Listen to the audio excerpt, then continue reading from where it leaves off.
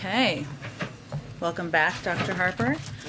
Okay, I'm breaking my streak. I do have some items at the top for all of you. Lots going on in the world. The U.S. government condemns in the strongest possible terms the government of Ethiopia's unprecedented action to expel the leadership of all of the United Nations organizations involved in ongoing humanitarian operations.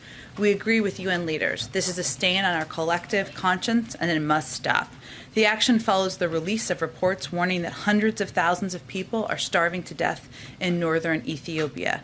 We're deeply concerned that this action continues a pattern by the Ethiopian government of obstructing the delivery of food, medicine, and other life-saving supplies to those most in need. We call on the UN Security Council and members of the international community to take urgent action to make clear to the government of Ethiopia that impeding humanitarian operations and depriving your own citizens of the basic means of survival is unacceptable.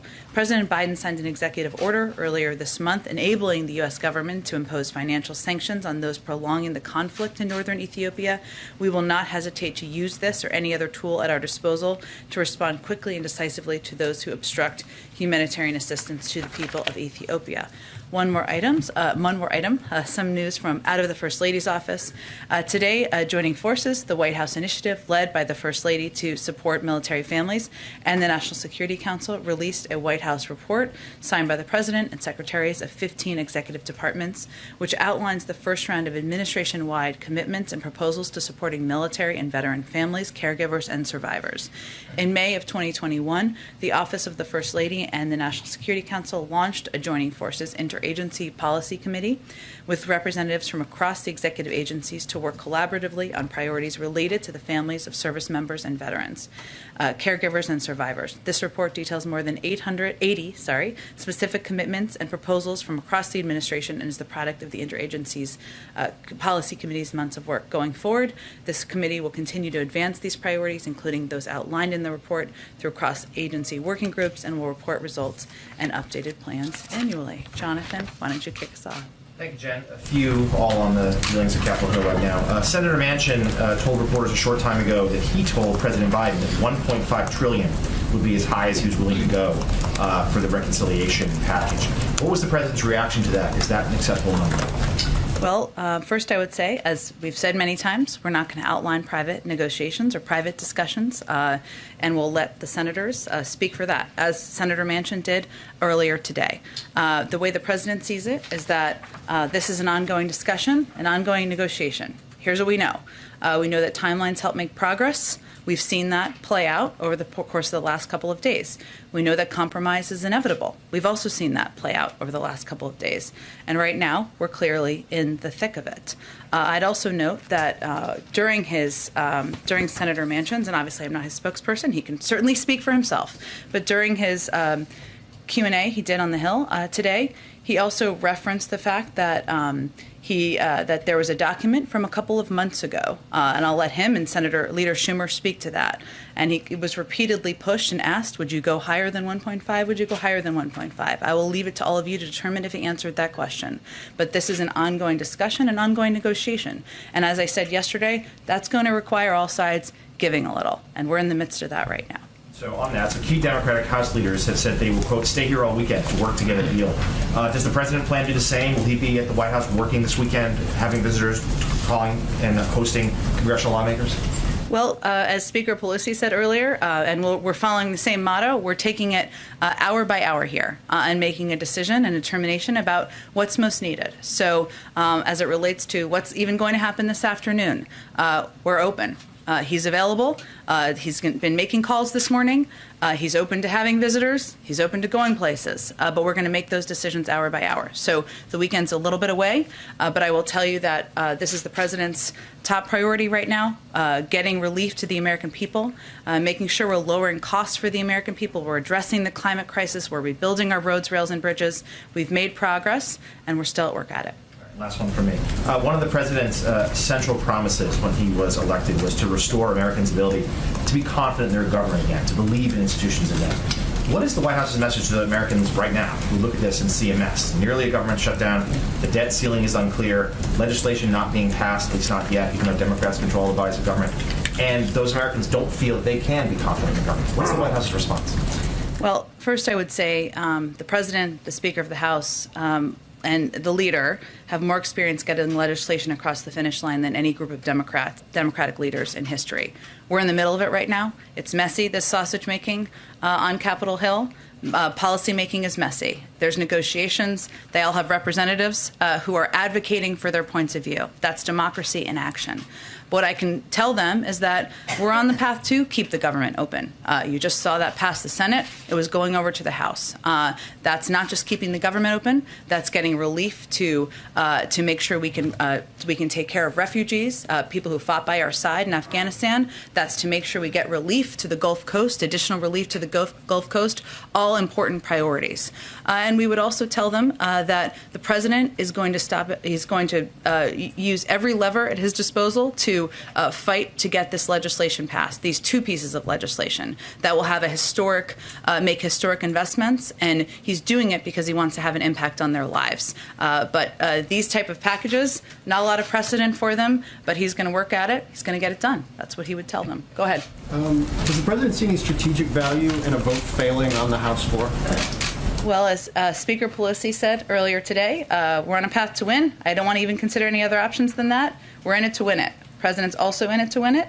That's what we're working toward. It's only 2:40 right now. Lots of time left in the day, and he's going to continue to stay closely engaged with her about the path forward. You've repeatedly referred this week to this moment as an inflection point. How is the President viewing this moment, given where his caucuses are, where his members are? This moment, as in this moment, 2:40 p.m. this afternoon, or just today? As in, it's deadline day for an infrastructure bill. He doesn't have the votes. One member of the United States Senate is about $2 trillion below his top line number, and there's no clear way to bridge those gaps. Well, I think the President views this as the last several days, and even longer than that. His views, we've made some progress. You've seen some members come down. You've seen some members come up. You've seen active negotiations. He's obviously been hard at work at them himself. And what we clearly see is an agreement about the need to get this done, whether it's the infrastructure bill or the reconciliation package, which has key priorities for the President. Key priorities, I think the Speaker referred to it earlier today as the cause of her, as her public life, as her time in public life. That's a bit of a paraphrase. I'll leave you to her words. So, look, he sees this moment. He knew that as we got closer to self-imposed timelines, which are important, often these timelines can help make progress. We've seen progress made. That more members would be out there advocating for what was important to them. That's happening. We would hopefully see more willingness to compromise. That's happening too. We're hard at work, and he's been through this before, so he's not too thrown off his game on it. And then just one quick last one. Do you guys see a possibility of some type of framework agreement that could unlock the infrastructure vote today? That's what we're working towards. Go ahead. Thank you, Jim. You talk about self-imposed timelines as opposed to the other real timelines for debt ceiling and SCR. The progressives don't seem to feel any sense of urgency about passing infrastructure, and the moderates, like Manchin, don't seem to feel any urgency about passing reconciliation. The only Democrat that I can think of who really has a sense of urgency is Terry McAuliffe. Do you feel it? Does the President want this done in a certain amount of time, or does he also feel that this could play out over weeks and months and still come to the conclusion that he wants? Well, as I said a little bit earlier, we know, and the President knows from his time in public office, that timelines can help make progress. That's often how legislating happens on the Hill. And as the Speaker... Well, we would disagree with that. You've seen a lot of members out there advocating for their viewpoints, being very vocal about what they want to see, some coming up, some coming down. That's a sense of progress, and we're working on it hour by hour here. Does he feel that he needs it done by a certain time, like the end of the year? I'm not going to set new deadlines here for you. Obviously, we're trying to get it done now. We're working on it as of right now, today, and that's what our focus is on in this moment. Go ahead. I'll go back to you. We should go ahead. Oh, sorry. To follow up a little on what Phil was asking. Yeah. What does the President want, and what is he asking members of Congress to do on this infrastructure vote tonight? Is he calling progressives and Republicans even, asking them to vote for it? Does he definitely want this vote tonight, or is this all still this murky sort of trying to link these two things together and hope something emerges out of that. There's nothing really murky about what's going on here. I mean, we understand what progressive members want, right? They've been out there vocally talking to all of you about what they want. It's clear we also need their votes in order to pass an infrastructure bill. They want to have a clear path forward on a reconciliation package. The president wants both pieces of legislation to pass. That's what he wants, bottom line. He's also going to work with the speaker and the leader to get that done. So what he's been spending his time on over the last couple of days is having conversations with Senator Manchin, Senator Sinema, and others who have been very vocal about the fact that they're not quite there yet. And his objective is to try to get them there, because that's what members of the Progressive Caucus are looking for in order to support an infrastructure bill, many components of which they support. I guess to put a finer point on it, if your choice is between a vote tonight that fails but sort of puts everybody on the record, or pulling the vote tonight and continuing deliberations despite it potentially upsetting moderates who feel like they've been promised this vote, what does the president prefer? We're working towards winning a vote tonight. We have several hours left in the day. All right, last one. What's the plan on the debt ceiling? I mean, Republicans have sort of made clear that they're not going to back any effort, so it would seem at this point that Democrats' only hope here is to turn towards a reconciliation process on the debt ceiling. I understand that you've made the point many times that Mitch McConnell's being hypocritical on this, that Republicans should support it, but it does seem now that the votes are on the table that you're kind of pursuing this political point at the potential risk of default for the U.S. economy. Well, I think that's a bit of a shorthand of what's happening, which I understand. It's a bit of a complicated thing. But first, since you gave me the opportunity, it's not just Senator McConnell. Republicans are playing politics with an economic catastrophe, and they're treating a calamity for working families like a DC game. There are huge impacts here. You touched on the fact, but let me give the public a little sense of that. An instant recession, 6 million jobs lost, $15 trillion in savings wiped out, Social Security checks and payments to our troops blocked. Those are real impacts. Republicans in Congress are treating this like a game. Let me give you some examples. Senator Rick Scott, and this is a real quote, I will note, "This is going to be a ball. I'm going to have so much fun." That's about the debt limit. Senator Kevin Cramer, "It's sort of fun to watch." And Senator Cornyn said yesterday that Republicans would use every tool at their disposal to slow Democrats from doing this on their own. What we're trying to do right now is do it on their own. Do it on our own. That is what Leader Schumer is working to proceed, working to move forward on. And obviously, as you know, Republicans have blocked that effort.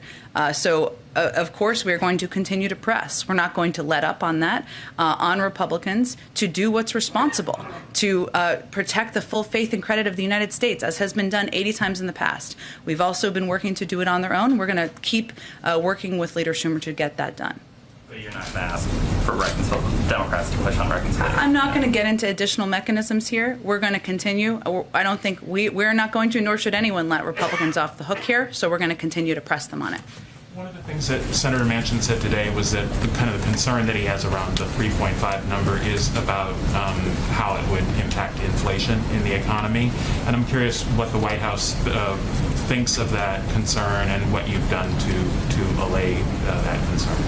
Well, we've conveyed privately what we've said publicly, and what many, many economists have also conveyed publicly, which is that what these packages will do is they will address inflation and costs over the long term. That's one of the core reasons that people should be supporting them. So if you are concerned about inflation, that's exactly a reason you should support these packages. And would the president sign a reconciliation bill that does not include negotiating on drug prices?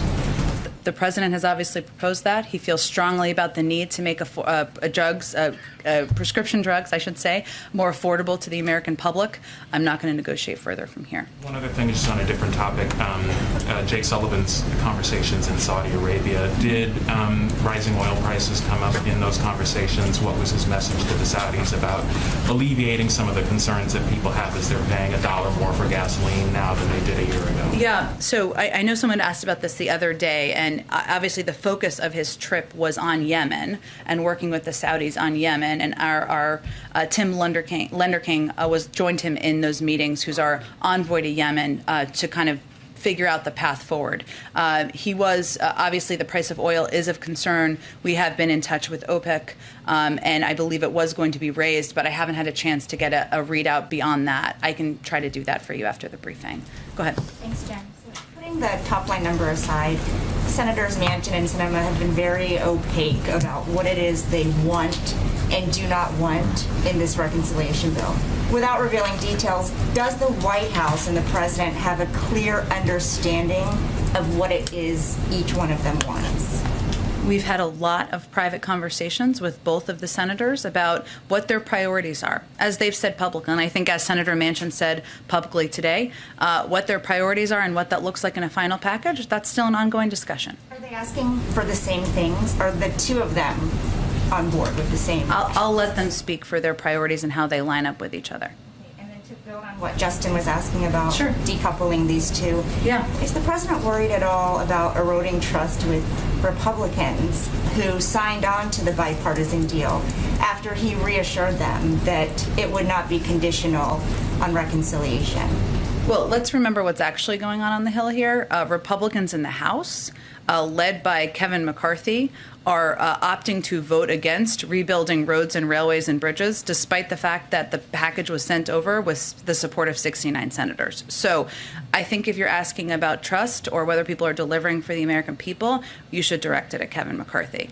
Go I'm ahead. asking because the progressives have made so clear that they refuse to vote on infrastructure without a vote on reconciliation first. Why doesn't the president ask them to treat them separately?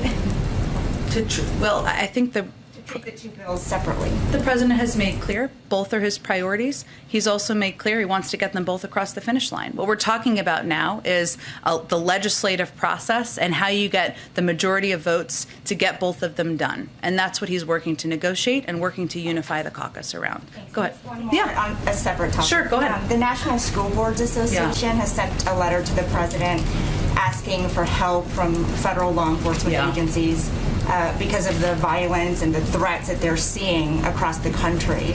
Has the president received that request, and are you considering offering that help? Well, first let me say we take the security of public servants and elected officials across the country very seriously, and obviously these threats to school board members is horrible. They're doing their jobs. Obviously there are going to be different law enforcement authorities that will be related to each community and where this is happening. So we'd certainly refer you to them about any specific threats, and we'd encourage individuals to report any threats they face to local and state law enforcement agencies. And we're continuing to explore what more can be done from across the administration. But again, a lot of this will be local law enforcement and how they can help ensure these school board members feel protected. Go ahead. Thank you, Jen. Has the president at all lost control of his party? Depending on which perspective you're looking at this from, some people say that it appears that progressives are running the show, they're banding together and making their demands. Other people are saying, looks like Joe Manchin is playing president. So who is in charge? Well, this is how democracy works. I know it feels foreign because there wasn't much that happened over the last couple of years, but how it works is the American people elect their elected officials. The President of the United States puts forward a bold and ambitious proposal, and then everybody negotiates about it. And they have different points of view. That's how democracy should work. We're in the midst of it right now. We're not trying to paint over how messy it looks from the outside. We know that. But what the good news is that there is agreement that among most Democrats, if not every single one of them, that we need to get something done, that we need to do more to rebuild our roads and railways and bridges, that we need to cut costs for the American people, we need to address the climate crisis. There's agreement on that. Now we're in the nitty-gritty details, which is very important, but that's the end stage of this process, and the American people should know that that's what the president's working on.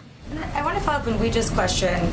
So if the bipartisan bill fails or is stalled or doesn't happen today, it would appear that these two bills, the reconciliation and the infrastructure, are linked. And the president made statements that Republicans should be able to vote for the bipartisan bill on its merits. He stood in front of the White House with a group of Republicans who negotiated that infrastructure bill. Is there a message that he has to those Republican senators who voted to pass that bill on its merits that this bill is somehow not linked with the reconciliation because of what's happening in the House? Well, if we're working towards victory here and a win. If it doesn't pass, it's because it doesn't have enough votes. I think Republicans in the Senate understand that and know how this process works. But that's what we're working towards now. That's what the president's been making phone calls about. That's what we have his schedule cleared for this afternoon. And I'm not going to make a prediction of what the outcome will look like several hours from now. The vice president, I mean, she was a senator as recently as this year. Yeah. Why isn't she on the Hill helping to broker this deal? Well, the vice president had the CBC over, the CHC last week. She's been making calls herself, just like the president. If it's constructive for her to go to the Hill or for him to go to the Hill to have members down here, they'll do that. We're ready and willing. This is our top priority, all hands on deck. But a lot of what's happening right now is discussions at a staff level, a senior staff level, to get through these intricate details, and that's where the focus is in this moment. Go ahead, Kelly. Since we haven't seen the president much publicly this week, Yeah. and you talked about leaving room in his schedule, can you paint more of a picture of what's happening behind the scenes? Are these calls happening from the Oval? Is he inviting guests to the residence? Does he have a whiteboard with his own whip count?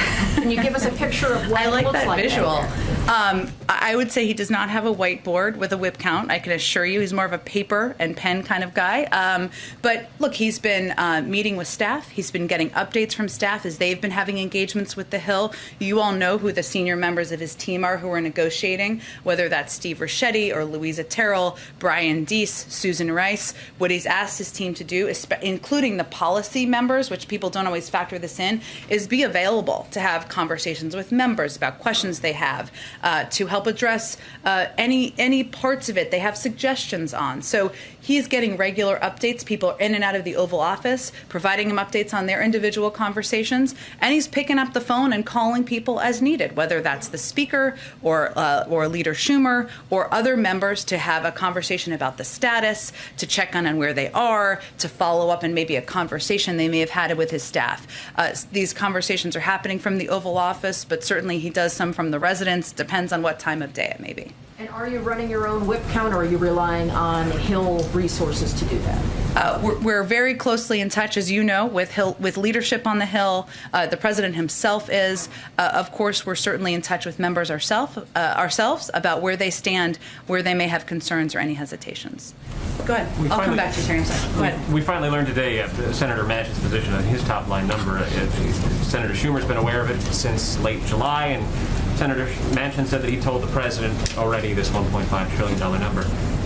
Why has the decision been made strategically to pursue Senator Manchin, Senator Sinema, and not try to, in the last couple of weeks, apply more pressure on progressives to take half a loaf and say, this is low-hanging fruit, it's a $1.2 trillion infrastructure plan, let's move on that? Why was that strategic decision made not to do that? Both of these are huge priorities to the president. I'd also note that when Senator Manchin was asked, and he can obviously speak for himself, but just since I've read the whole transcript here, he also repeatedly referred back to a document that went back to July 28th.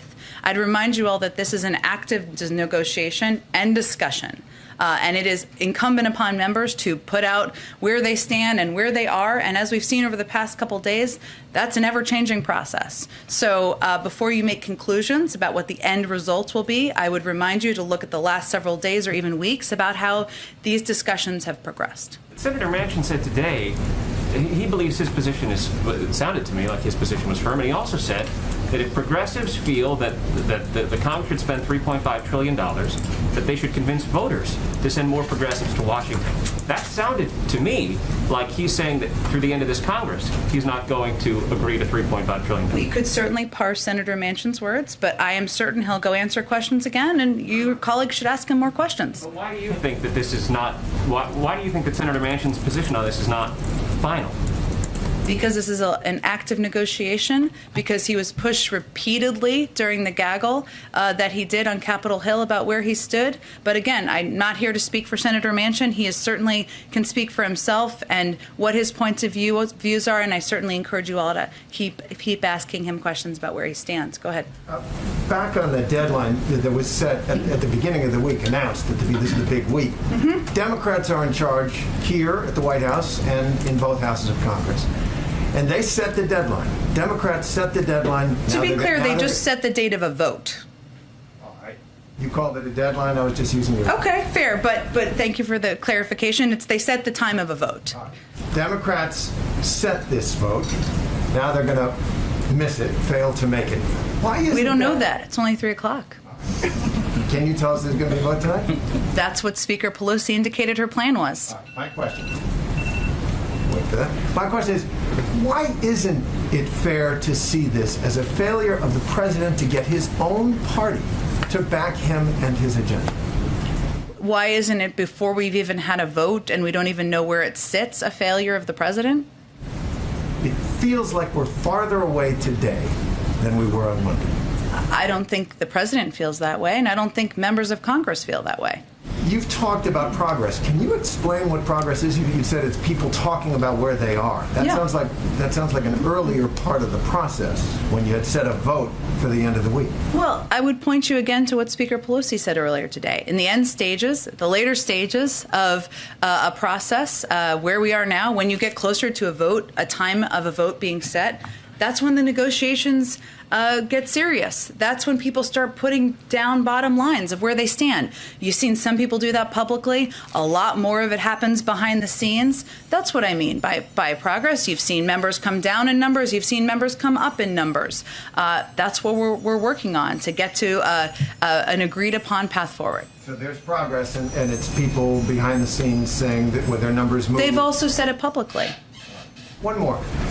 A lot of Democrats are looking at what's happening, and they're saying Senator Manchin and Senator Sinema are holding this president and his agenda hostage.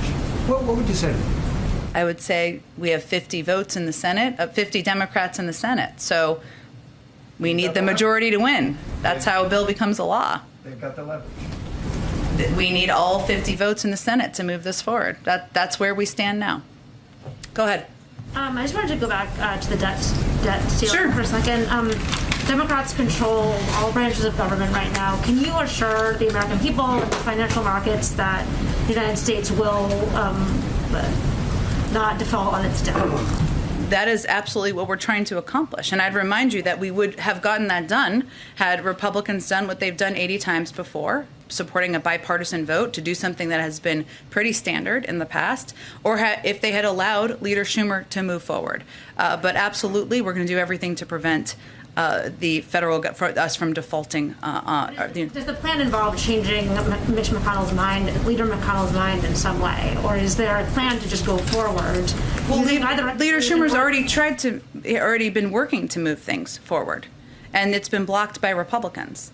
Not just their vote. An effort to move it forward has been blocked. But there clearly are ways, getting rid of the filibuster, for example, for this particular vote would be one way to move forward. And is that something that the president would consider to avoid losing, let's say, 10% of the value of the stock market? I just outlined how concerned we are, which you just echoed different components of it. And that's an issue we take incredibly seriously. You've also heard Secretary Yellen on the Hill talking about this. We're not going to let Republicans off the hook. We don't think they should be. This is not a game. This is the full faith and credit of the United States. We're working with Leader Schumer on a path forward. But beyond that, I don't have more to preview for you. You couldn't do it without Republicans if you got rid of the filibuster for this moment. We could do it if they let us move forward, and they haven't. So I have no more details on the legislative process. Just on the reconciliation package, is $1.5 trillion enough in new spending to cover Biden's president's priorities? I understand that's a number that's been put out there. It's an active negotiation. I'm not going to weigh in from here on what is or isn't acceptable to the Democratic caucus. Go ahead. Just a couple different topics. On immigration, there seems to be a real sense among advocates for immigrants, people who have been fighting for legalization, for pathway to citizenship. There's a real sense of gloom. People described as yesterday even crying about the latest parliamentarian ruling. What does the president, what would the president say, what does the president say if he is unable to move forward on any of the sort of big sweeping promises that he made as a candidate to finally be the president and get something done on immigration? Well, we don't accept that. We're 9 months into his presidency, and we share the disappointment. Obviously, as you know, and you touched on, the parliamentarian ruled twice in different ways that it could not be included in the reconciliation package, or components, I should say, of immigration reform could not be included in the reconciliation package. That's disappointing to the president as well. So clearly now we need to figure out what the vehicle forward is. I would say the president's plan is about certainly protecting dreamers, farm workers, and others. It's also about investing in border security, making sure it makes sense, and we're investing in it in a way that makes sense, and creating an asylum processing system that is actually functional, which I think we all agree it's not. So there are several components of what he's proposed, and certainly we share the disappointment of many advocates that this wasn't included, and the desire to find a vehicle to move it forward.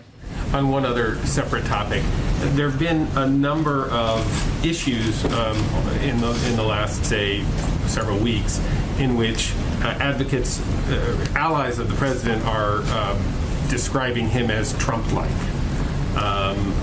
Less in terms of his personality and sort of tone and tenor, obviously, but in terms of policy. Even today, the representative of the Cuban government describing the frustration with the president continuing to maintain Trump-era policies vis-a-vis Cuba. What's the president's reaction, and does he accept that in some areas of policy he is in agreement with the former president? So just for the sake of argument here, not argument, but discussion, beyond the representative of the Cuban government who... Afghanistan, immigration... well, but who? Who were we talking about here? Who's saying that the president's like Trump? Oh, I mean, I could find you quotes. There have been quotes in our paper and quotes in lots of folks have, depending on the issue, whether they are immigration advocates or folks in the Afghanistan who sort of watch Afghanistan. There have been numerous on-the-record descriptions of the president embracing, and it's actually in some ways just a factual thing, right? But like on what policy? On what policy, sir? I don't. You can name people, or what specific policies? Well, I mean, for example, Afghanistan would have been the maintaining of the former president's decision to withdraw troops. On immigration, it's in maintaining Title 42 and keeping Title 42 in place. I mean, they're... Submarine. Yeah. Which one? The submarine.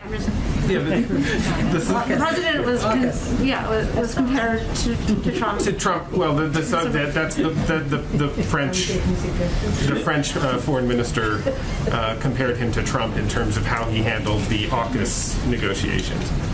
So, look, I take each one of these. On Afghanistan, the former president struck a deal without the Afghan government that we heard the military convey yesterday led to the demoralization of the Afghan security forces and the Afghan government, where he also released 5,000 Taliban fighters into Afghanistan. I would say the president took a pretty different approach than that in ending a war that the former president didn't end, something the American people strongly support. As it relates to AUKUS, I'm not even sure what that's referring to in terms of what they're comparing.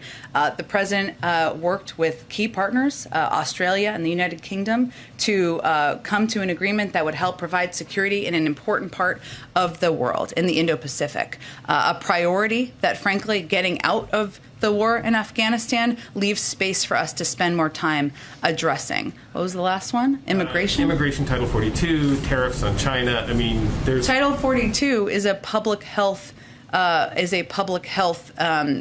requirement, because we're in the middle of a pandemic, which, by the way, we would have made progress on had the former president actually addressed the pandemic and not suggested people inject bleach. So I think we're in a bit of a different place. I'm happy to discuss more examples. I think people be pretty hard-pressed to argue that the president has taken any aspect of the former president's playbook and used it as a model of his own. Go ahead. Senator Manchin has also said that he wants to means test as much as possible of this reconciliation package. Without getting into, or speaking for the senator, as you've said, what is the White House's position on, means testing in this package? Well, you can call it whatever you want. Sometimes when you say means testing, not you, but when it's said, it sometimes has not the right connotation or the wrong connotation. The president's proposals, many of them, have been targeted at the middle class, as have these proposals and these initiatives, which means there's a cap on income through which you can benefit. That's what you can call it, whatever you want. If you call it means testing, the president is very open to targeting by income many of his proposals, and that's something that you can see throughout many components of his agenda that have been proposed and many that have passed to date. Does the White House believe that you all are currently in alignment with Manchin on what those thresholds would look like? Or? It's an ongoing discussion, but again, our objective is to target and focus on bringing relief to the middle class. That's what the president wants to see this agenda accomplish. In an op-ed for USA Today this morning, Senator Bernie Sanders defended the $3.5 trillion price tag, asking, please tell me what we should cut. This came out before Senator Manchin gave his line in the sand. Without speaking for either senator, does the White House believe that there's any provisions that if we are talking about getting somewhere between 3.5 and 1.5 that are absolutely you all cannot stomach not having them in the final package?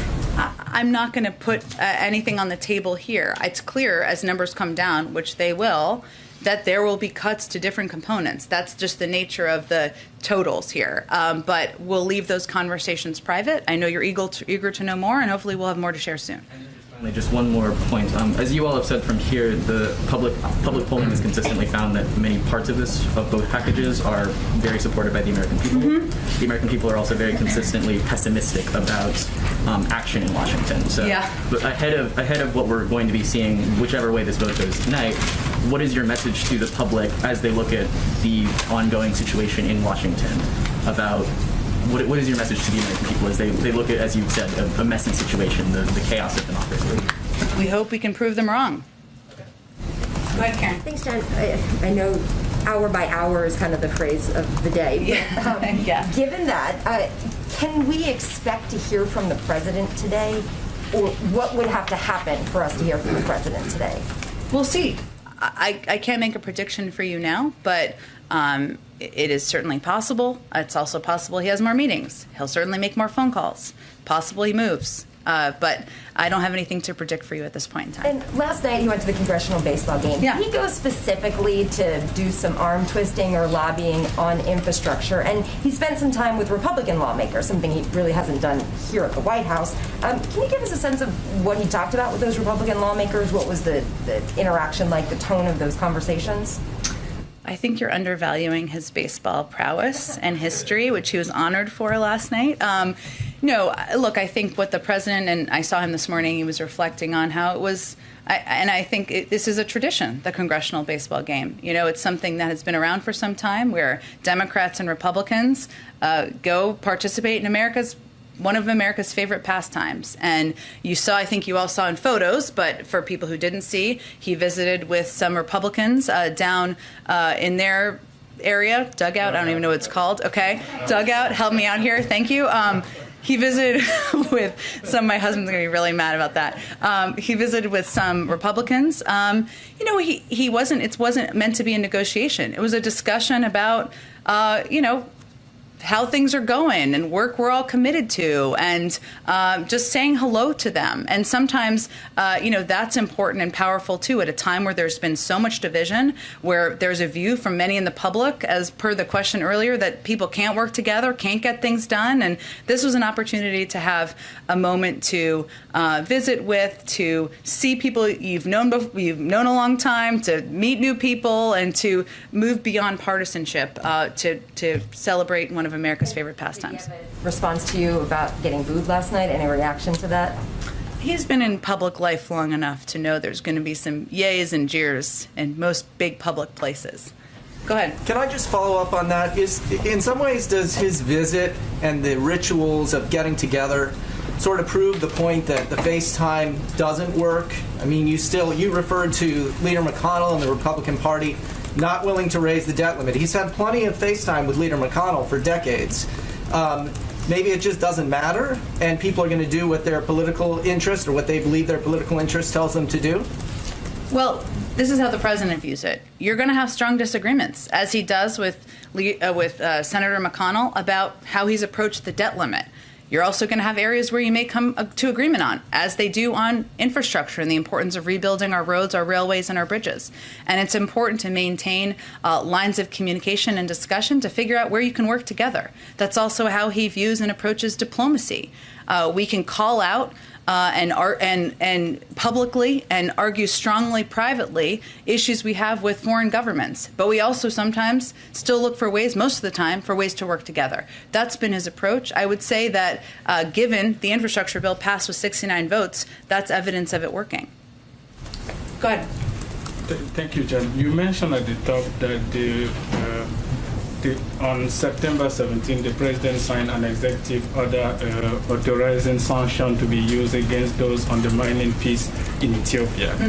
But right now, it doesn't seem the Prime Minister of Ethiopia, Abiy Ahmed, is interested in peace. He refused to meet with Samantha Power when she was there. He's expelling UN staff from the country.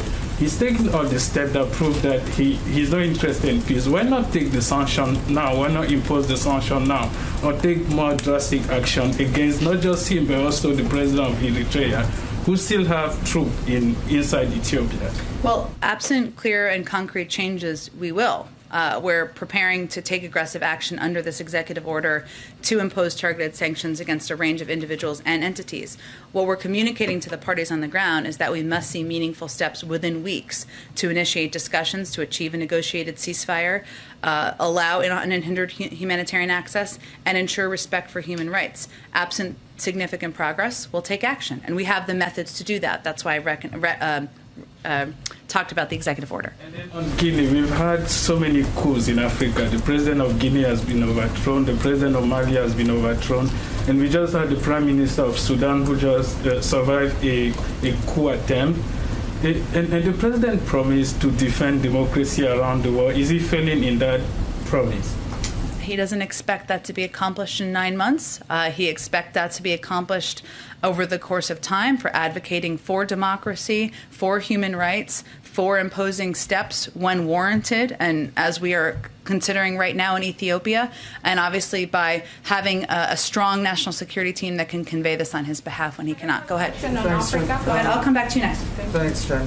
Just to follow up on Mike's question on what the Cuban foreign minister said, just to be specific, said it's a pity that President Biden couldn't implement his own policy toward Cuba. And I just wondered if you had a specific response. I don't. And there's a U.S. delegation, top officials going to Port-au-Prince. What's the goal of that visit? Yeah, I have some details on this, including who is going. So let's see. So what they're doing, when we feel it's pretty pivotal to have high-level officials from here engaged and traveling back and forth to Port-au-Prince to have discussions with actors across the political spectrum to see what we can do to help support dialogue and development for the Haitian people. We know it's a clearly profoundly challenging time on the ground, and it's crucial that we meet with a range of stakeholders to help move this process forward or help support the process moving forward in a way that's in the interest of the Haitian people. So this is really an effort to be engaged, to be on the ground. I can tell you, and you may know this already, that our newly confirmed Assistant Secretary for Western Hemisphere, Brian Nichols, is on this as a part of this delegation. Our NSC Senior Director for the Western Hemisphere, Juan Gonzalez, are there. They're meeting with civil society groups, political stakeholders, the Haitian government, and they're, of course, as I noted, discussing a Haitian-led process charting the path to democratic elections. But that's the focus, as well as discussing how we can continue to help provide support for the migration response, security, recovery from the earthquake, and the COVID pandemic. Last question. The Secretary Mayorkas had said he expected the results of an investigation on the Border Patrol officers on horseback by the end of this year. What's the status of that investigation? I know he said that. As I understand, it's still on track, but I would really point you to the Department of Homeland Security on any update. Brian, why don't we go to you last? Thank you very much, and I appreciate it. I wanted to ask what the president's reaction is to Democratic lawmakers calling on him to lean more on Senator Manchin and Senator Sinema. What is the president's reaction to that? Well, I would say first the president's reaction is he was in the Senate for 36 years. He knows, as does Speaker Pelosi, Leader Schumer, what it takes at this point in negotiations. They've probably done this more and more successfully than any combinations of Democratic leaders in history. And his approach has been, yes, of course, it's listening. Yes, of course, it's conveying viewpoints and having sometimes, direct and candid discussions, but he knows how to do this, and a lot of people who are throwing stones aren't a part of these negotiations. They're one-on-one, so I think they should leave it to him and others to get them done. There are members of his party that want him to be more actively involved and come out publicly and said, we want to see the president more actively involved. What's his response to that? I would say that, as I would point to something Congresswoman Jayapal said yesterday, right now it's not a secret about what is the holdup. The holdup is that we need to get 50 votes in the Senate to move the infrastructure, to move the reconciliation package forward in order for members of the Progressive Caucus in the House to feel comfortable that there's a path forward. As many of them have conveyed, the president's role in communicating with Senator Manchin and Senator Sinema to help get that done is probably one of the most constructive roles he can play, and that's what he's been focused on over the last few days. Thanks so much, everyone. Okay, last one, because I promised you. Go ahead. Thank you. Jen, the president of Angola, President João Lourenço, was in D.C. last week, and he met with Jake Sullivan and Madam Speaker of the House. And I just want to check with you if the president made any comment about this visit, because Jake Sullivan, on the day that he met my president, he said he would brief the president on that day. So I'm trying to check with you if you heard any comments from the president. I don't have any additional comment. I think we put a readout out about Jake Sullivan's meeting, but I don't have any additional comments. Thanks so much, everyone. If he's indicted by jury